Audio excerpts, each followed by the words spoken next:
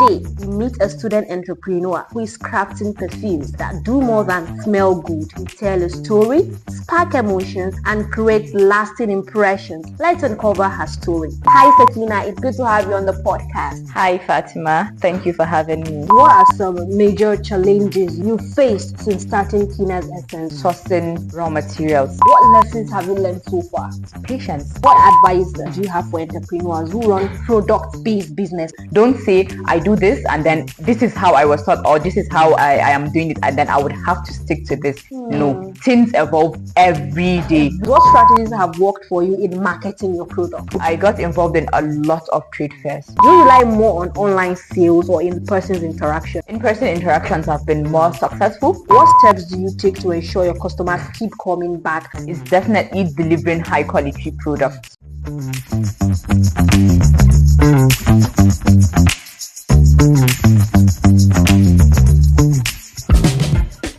Campus Hustlers with Fatima Zakariyya.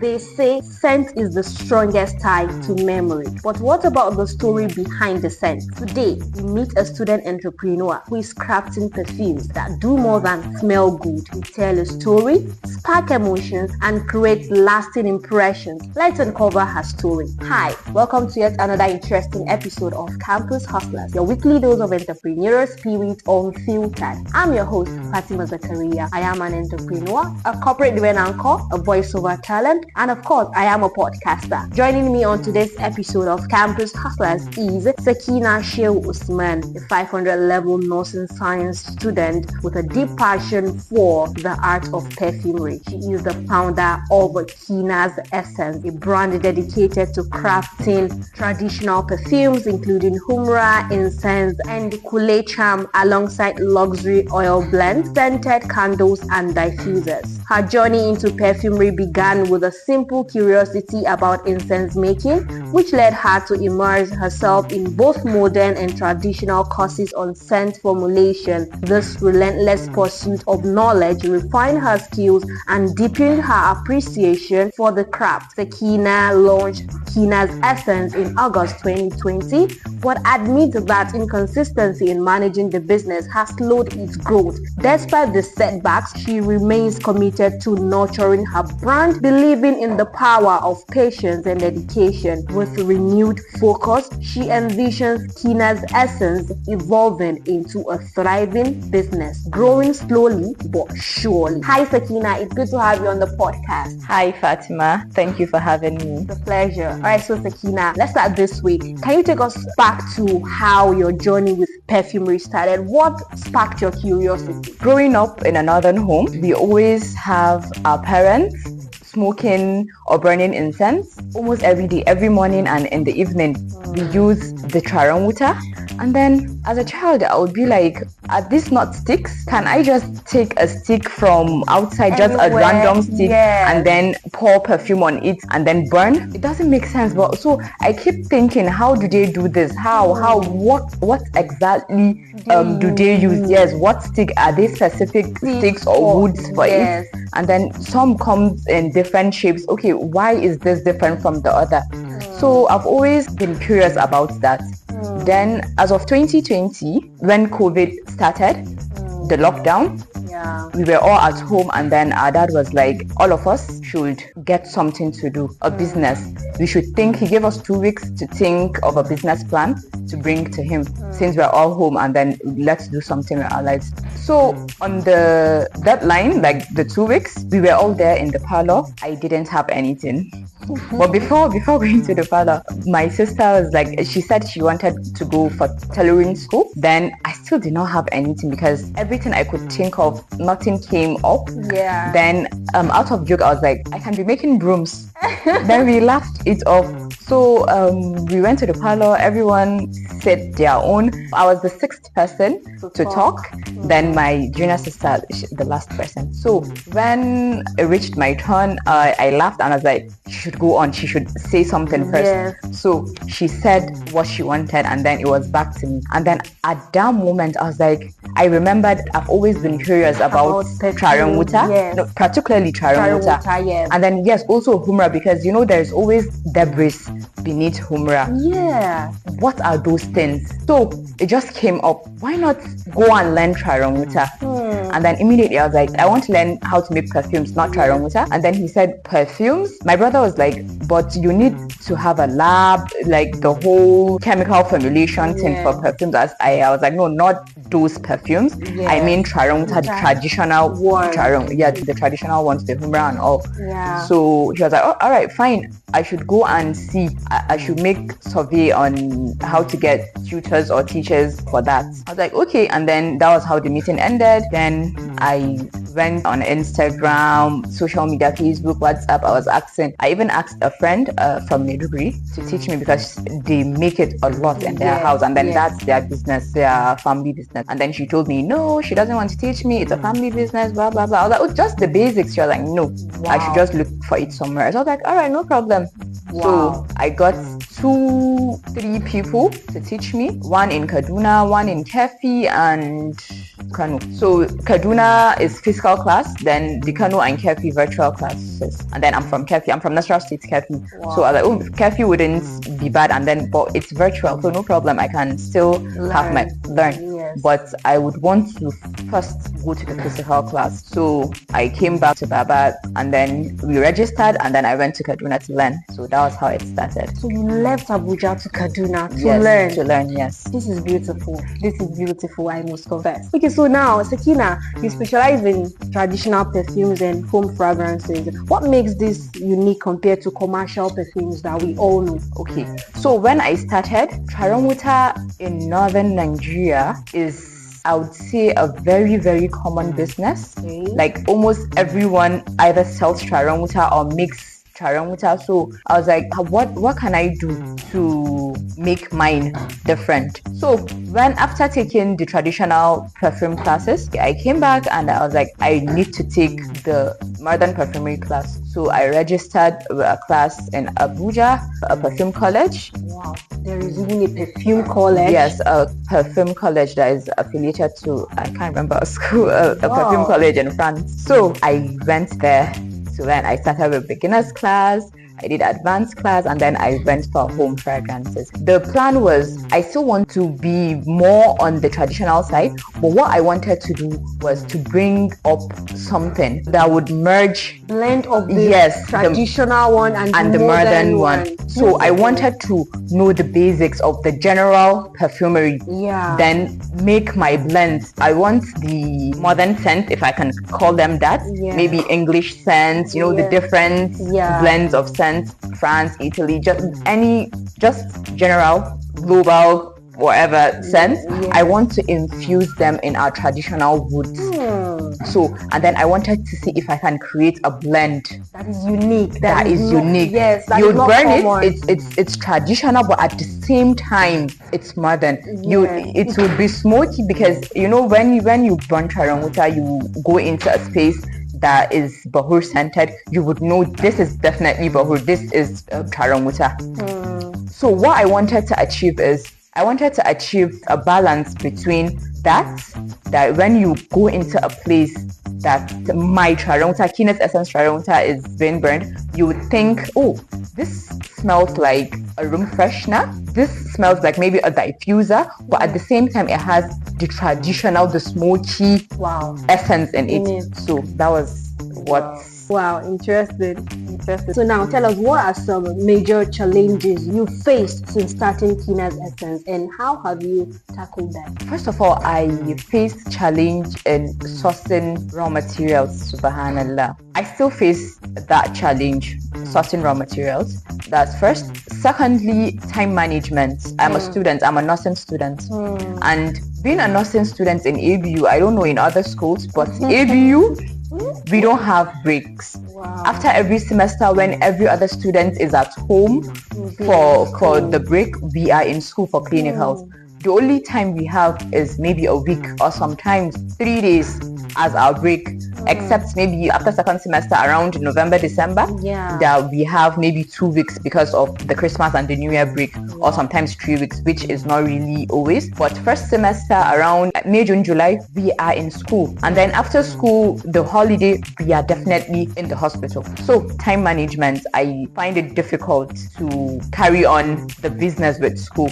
So that's another challenge. And then the pricing, subhanallah, I still find pricing difficult. So these are the challenges. And then tackling them, the raw materials, I've been making contacts. We have an association for Charanguta sellers. So sometimes I go to them to seek help in sourcing the raw materials, and then when some people are getting, most of the materials are imported. Most of them are imported. Really? Okay. I'm surprised. So when someone is getting, because my business is still very small, still growing, I don't really have the capacity to make bulk orders.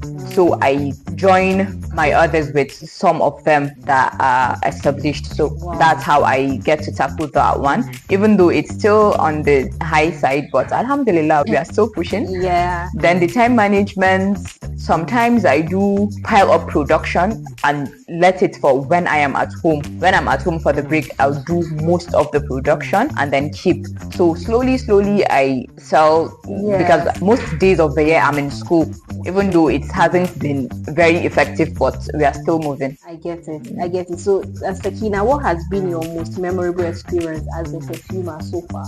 My most memorable experience, there was a certain Charanguta that I had a tough time formulating. I used a lot on it. I spent a lot, and then it was not just giving what I wanted it to give. I was down. And I abandoned it. I think I made it around 2021, and it was something else. It was a disaster, I could say. Then I left it. I went back to my tutors. I sent them a message. I was like, so this is what I did, this is what I made, and then it is not given what it is supposed to give, and then I am not having it. I am not liking it. And then the association I told you I am in, I also messaged them in the group, and then most people were like, if I really did what I said I did, then it is supposed to come out well. And then I know, yes, that is supposed to come out well. So where did I miss it? So I left it. I covered the whole bowl and I stocked it away somewhere, and that was it. I left it. And after a couple of months, I think almost a year, I was making another batch of production, and then I brought it out to see how I can remedy it. And subhanallah, it was more than what I expected it to be. It was beautiful. I love the scent. It gave everything and everything I wanted. Yes. And then I was so happy, and I was like, no, I'm not going to sell this. I'm going to keep this for myself. I'm going to keep it and keep storing it till when I can use it for my home. But then my sister-in-law came and tried it. And she was like, nah, we are not keeping this. We are definitely selling it. And people really loved it. People, like anybody that used it, loved it. But guess what? I still haven't even tried making it again. Wow. But I really want to. I always get happy and excited when I remember or read some of the reviews I got from that particular perfume. Yes. But there is something that is confusing here. Was it that when you brought it out, it gave you that thing you wanted before, or it was when you merged it with your current production that you wanted to work on that day? No, I didn't. I just brought it out and decided to burn again to see what it would be, because I forgot what it smells like when I abandoned it. So I wanted to know, okay, let me burn it, smell it, and know what I can do to revive it. That means you did not later add anything. I didn't do anything. So does that mean that storing of a thing did something to the perfume? Maybe, perfume, Charanguta, humrah. Yeah. They're like wine. The older the better. Really? Yes. Normally when you make Charanguta, you store them. Wow. And the actual traditional way of doing it, the cultural way, when you finish making a batch, you bury them. Wow. Yeah, you bury them. Wow. So you bury them, and when you bury something, the darkness, the warmth, it brings the scent, it brings out the quality, like it makes the perfume. I can't relate. It makes the perfume. So that is why, mostly in around Maiduguri, Chad, all this Charanguta based regions, What they do is, usually when a girl child is born, they make charanwuta for her. The charanwuta she's going to use when she get married, right from when she is a child. Wow. And then they bury it. And time to time, they bring it out to make some adjustments and take it back. So the older the better. Charanwuta, humrah, and not even charanwuta and humrah, perfumes generally. The older the better. Wow. So I'm still in shock. I'm still surprised because all the things you've been saying, it's so new to me. I never knew that it is possible to bury perfume. You bury it. Yes, and to make the smell better. Very much better. Wow, that means that was what helped yours too. Yes, that was what helped mine. Well, me, you do not bury it. Yes, and then I do not even have the space to bury it. I don't know how I would start digging a ground in Abuja to bury it, but I don't have that space. So what I do is I just keep them in a dark place. They need a dark and a warm place. Yeah. But the day you tried yours, you kept it not because you wanted to be better. Yes, I just not kept, happy. Yes, I just abandoned it. Yes. Just kept it for Wow. one day I'll just look into it. Wow. Yeah. Beautiful. Okay, so tell us, what lessons have you learned so far? So far, the lessons I've learned is patience. Subhanallah, patience. And then apart from patience, how to relate with people business-wise. Yes, and also I've learned to always try to make my customers happy. They say customer is always right. That's what they say, right? I don't think so, honestly. But then I've learned to go along with my customers' need and to see if I can satisfy their concerns. Beautiful. Okay, so now as a nursing student, I know that you can't afford to finish a 5 years course, which you've even spent 7 years in it, and just say that, no, I want to go into perfumery. I don't know, I'm just assuming that. Is it possible for you to say that? I feel it's not possible. So tell us, Sakina, what are your future plans? What are your plans after graduation? Okay, my academic plan after graduation, like normal, I will go for my internship, go for my service, and then job searching. That's my academic plan. And then for the business plan, I plan on being more available for my business, and then I plan on actually concentrating the business and then actually putting it out there for growth. Okay, yes, I get it. That means you want to practice as a nurse, and at the same time you want to focus on your perfume business. You want to blend both together. You want to make okay, I am an entrepreneur, I am also a nurse. Yes, I get it, and I pray that your future plan will work out perfectly. Amen. All right, so Sakina, what advice do you have for entrepreneurs who run product-based business like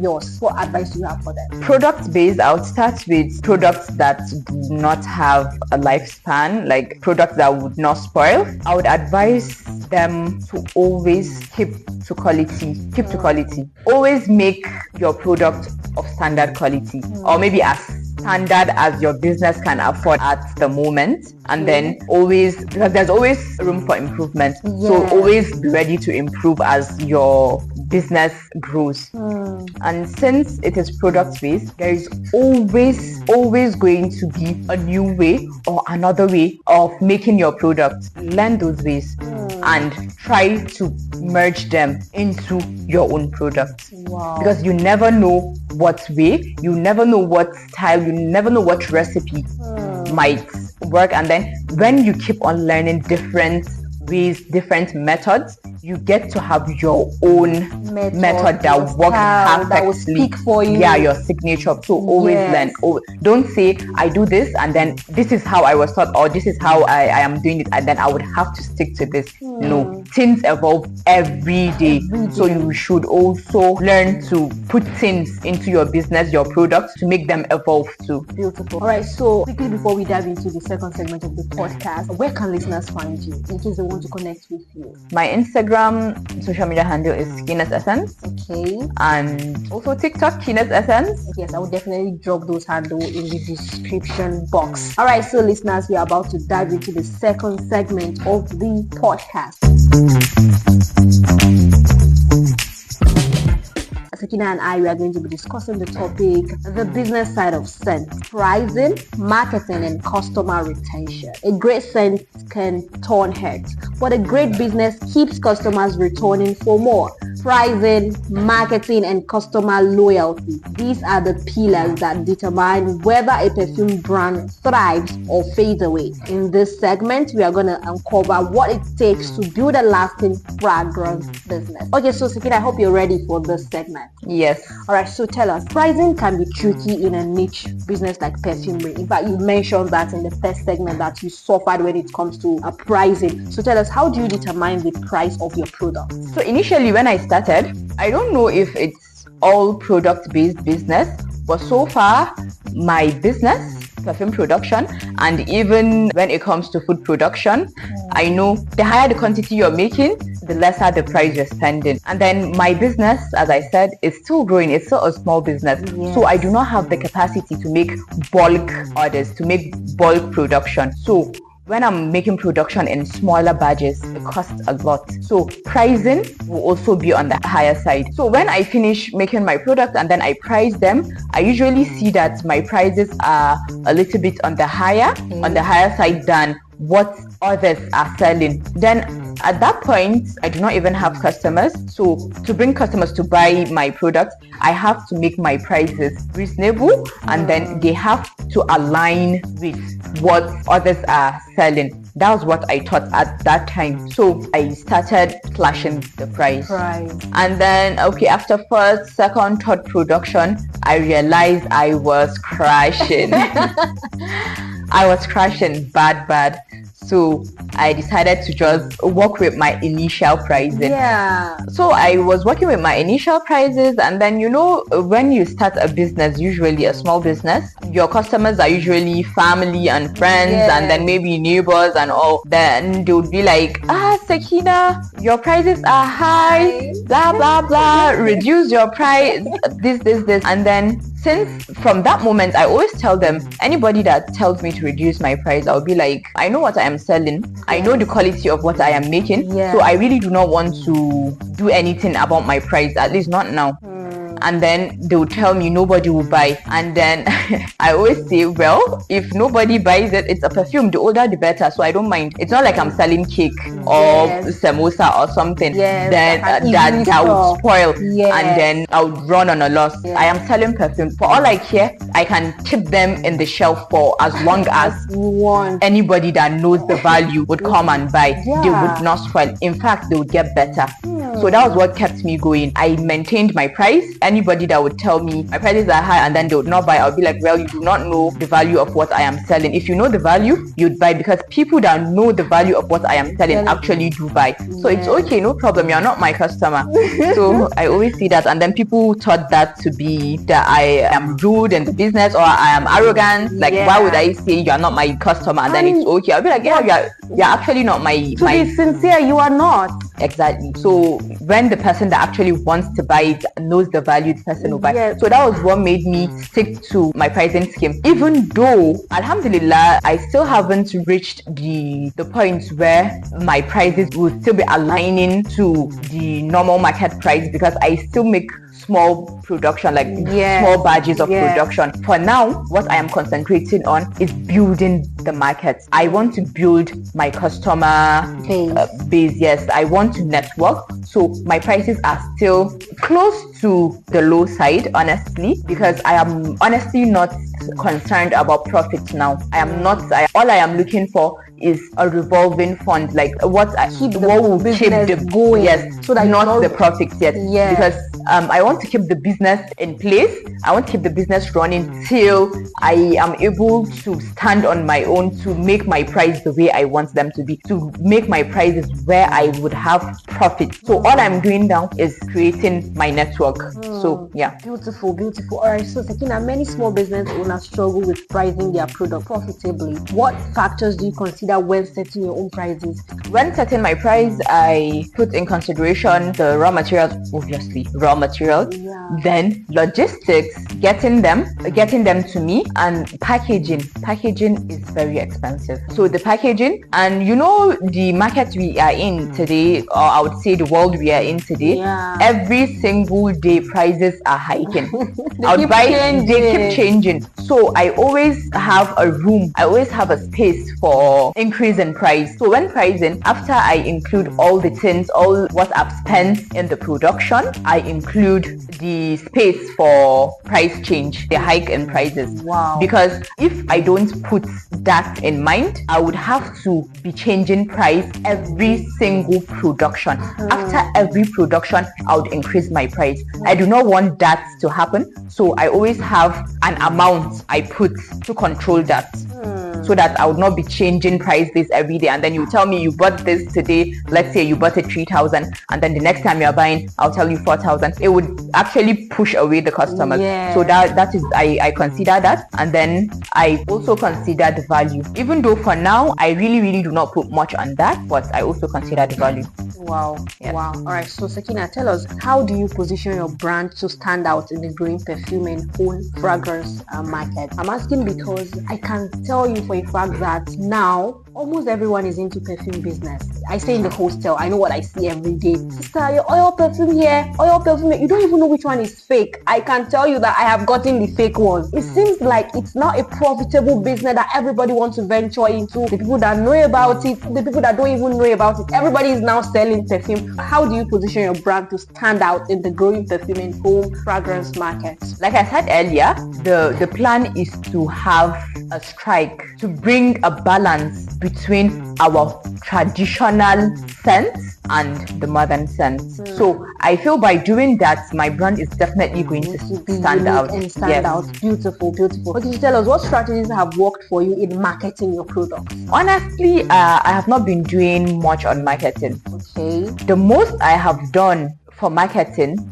was in 2022. 2022, from February to December, we were at home throughout. Yes, we had a strike. We had a strike. We were at home. So I had the time. So 2022, I got involved in a lot of trade fairs. I went to a lot of trade fairs in Abuja. So I think with that, flyers, making discounts, incentives, motivations. Yes. So that time when you buy from me, I get your contact, and then I do message you maybe after some weeks to ask how you're doing. Okay, this is Sakina's essence, you bought so thing. I had a book where you write your name, your contact, and what you bought, so that I would know what to tell you. Yes. So I'll be like, oh, okay, how do you like our products? We always have room for improvement. So any suggestion, any comments, reviews. So, but I did that just 2022. And after we resumed school, I went to sleep. Nothing, wahala, and so far that's all I have done in marketing. From what you just said, obviously it is the school thing that is stopping you from putting the whole energy. Because what you said you did in 2022, it's a big deal. It shows how dedicated you are. It shows that, okay, if you have the time, you're actually going to put in all the effort your business require. It's a beautiful thing, I must confess. Okay, so now tell us, since your business is product based, do you rely more on online sales or in-person interaction? Which one has been more successful? In-person interactions have been more successful because I am really not consistent when it comes to posting. And online sale, you have to be active. You always have to create content. You always have to have something to post, create content, engage, and all. Really, I am not consistent with that. I do not even like snapping product pictures. Wow. People would tell you I'm a picture person. Yeah, I snap myself selfies, but going to the extent of snapping my products, the props, the posting, captions, and creating content, subhanallah, I am not there. So in-person interaction. Yes, but I hope that you'll be there. Inshallah. Please be there. It's very important. Okay, so tell us, customer retention is crucial for business growth. What steps do you take to ensure your customers keep coming back, aside from what you did in the trade fair, getting their contact and all? Do you have any other strategy to ensure that they keep coming back? The first strategy I think for every business is definitely delivering high quality products. I really do not compromise on my quality of product, because sometimes I would be like, this is on the high. I'll be like, I can't afford to buy this. But then if I do not buy this and use it, if I use a different product, I would be compromising the quality of my product. So I would just go ahead and include that thing I think is on the high, keeping in mind that a quality product speaks for itself. So if I maintain my quality, then definitely people will come back. Then sometimes I'll be discouraged by the price. I'll be like, if I use so, if I do this, my price would be high. And then again, I'll be like, well, I'll still use it. If this person doesn't buy, another person will buy. And then if you don't buy it, then you are not my customer. So it's okay, no problem. What I actually love the whole idea of, if you don't buy, you are not my customer, because obviously if you are my customer, you buy. And that means my customer who is buying knows the value of. So I do not really compromise on my quality. Then for customer service, personally, I hate it when a business owner gives attitude. Like, it doesn't make sense. You're selling, you have a business, give a good image of your business. So I do not like it when I am talking to a vendor or a certain business owner, and then the person is just not serious about the whole thing.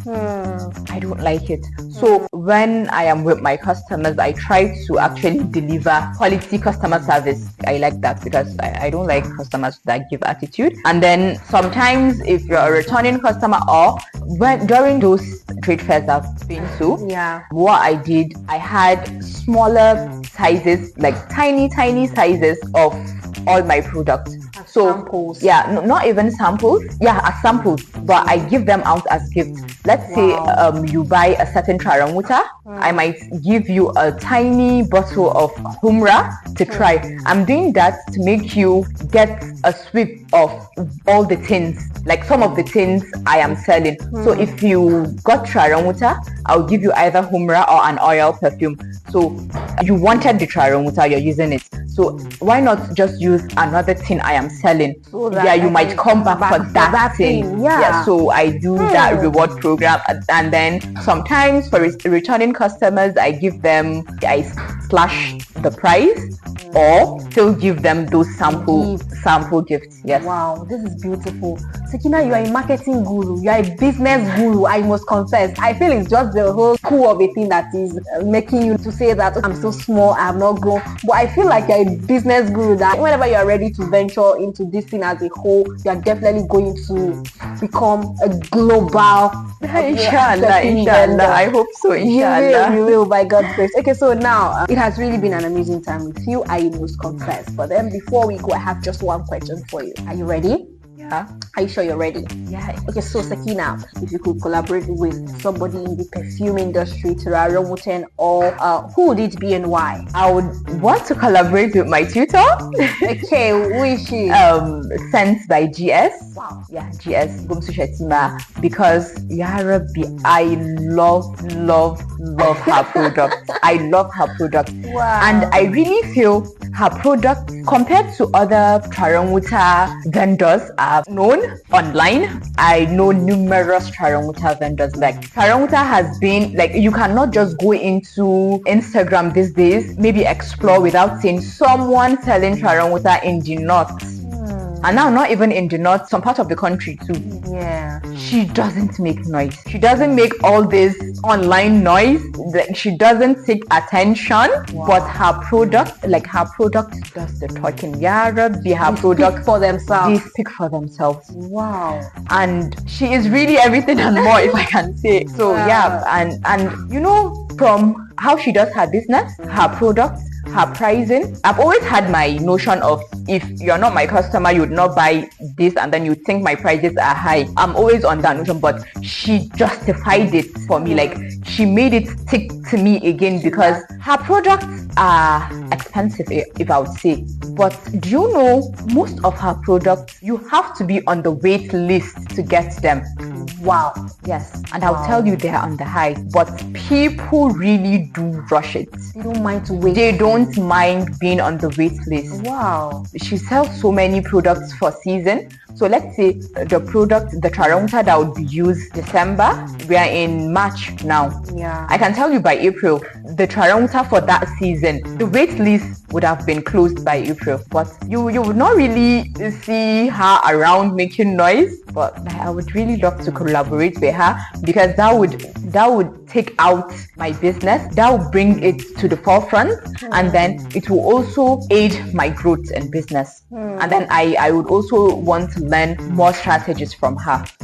Yeah. Beautiful. Like I said, it has really been an amazing time with you. Honestly, I learned a whole lot when it comes to perfumery, water, and all the bearing of a thing. I have never heard of all those stuff in my life. That's why the fact that I grew up in the north, but all of these things, they were so strange to me. I was confessed. It has really been an amazing time with you. Thank you so much for coming on my podcast. I hope when next I'll be seeing your image, I should be seeing Kina's essence. Maybe there should be global. Inshallah. By God's grace. All right, husbands, that's all we have for you today. I hope this episode ignites your entrepreneurial fire. Even if you are not into perfumery, I hope you've learned a whole lot when it comes to pricing and customer retention. Rate and review this podcast using the hashtag Campus Hustlers on all social media platforms. If you're yet to subscribe, hit the subscribe button now. Until next week, stay hungry, stay focused, and keep hustling. Bye-bye. Campus Hustlers with Fatima Zakariyya.